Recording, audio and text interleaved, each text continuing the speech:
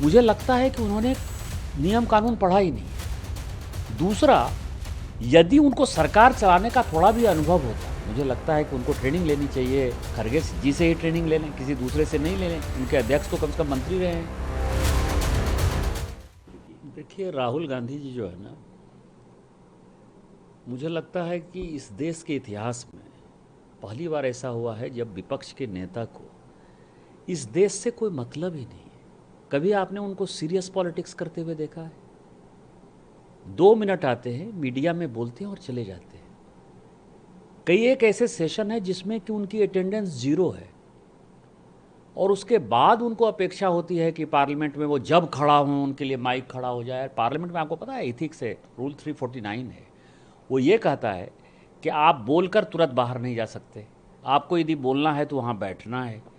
मुझे लगता है कि उन्होंने नियम कानून पढ़ा ही नहीं। दूसरा, यदि उनको सरकार चलाने का थोड़ा भी अनुभव होता, मुझे लगता है कि उनको ट्रेनिंग लेनी चाहिए। खरगे जी से ही ट्रेनिंग ले लें, किसी दूसरे से नहीं ले लें। उनके अध्यक्ष तो कम से कम मंत्री रहे हैं। कि एक रिपोर्ट होती है, प्रोविजनल रिपोर्ट होती है, एक होती है कि फाइनल रिपोर्ट होती है। तो प्रोविजनल रिपोर्ट ये है कि ऑपरेशन सिंदूर में हमारी जीत हो गई है।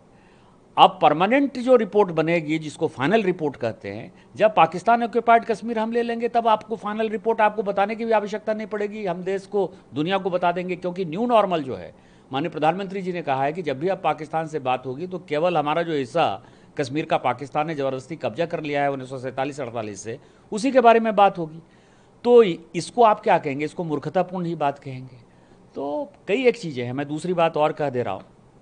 कल मैंने उनका बयान पढ़ा SIR पर।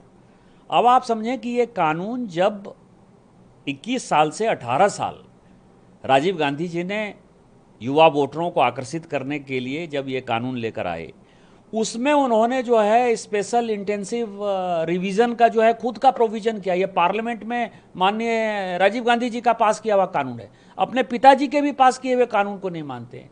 2003 के अंदर जो है बिहार में इस तरह का SIR हो चुका है। और SIR क्यों नहीं होगा? मैं आपको बताऊं कि मैं बिहार का वोटर रहा। चारों बार जब मैं सांसद बना, मैं बिहार का वोटर रहा। आज मेरे घर में ताला चाबी बंद है।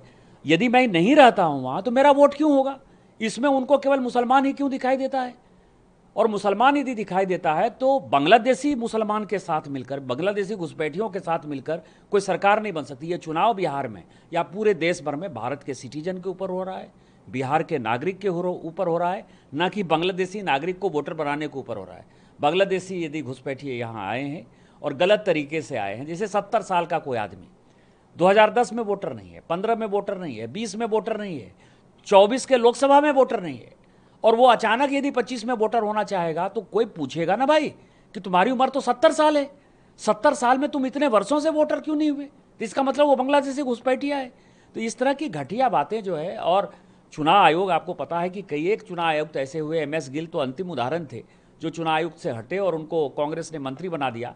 तो जिस तरह से अपना करते थे, रिगिंग करते थे। मैंने कल ही ट्वीट किया है कि बिहार में क्या होता था, बैलेट के ऊपर जब चुनाव होता था तो कितनी रिगिंग होती थी, मारपीट, गुंडा बदमाशी, दलित, पिछड़े, शेड्यूल कास्ट, शेड्यूल ट्राइब। आपने देखा था गांव में जो है वोट डालने जाते थे? नहीं जाते थे। जो जाते थे उनको गोली मार दी जाती थी। तो उस तरह के दिन, दुर्दिन ये लाना चाहते हैं। कांग्रेस निकृष्ट पार्टी हो गई है, उसकी मानसिकता विकृत हो गई है। और मुझे इससे ज़्यादा जो है नेता विपक्ष पर कुछ बोलना नहीं।